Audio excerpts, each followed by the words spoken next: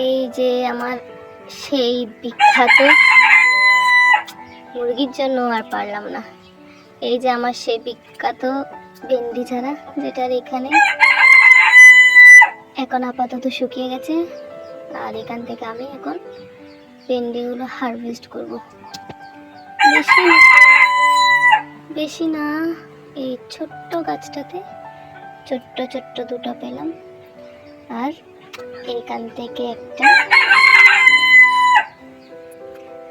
এই তো, হাই আল্লাহ, এই দেখুন এখানে একটা, দেখতে পাচ্ছেন কত বড় হয়ে একদম বুড়া হয়ে গেছে।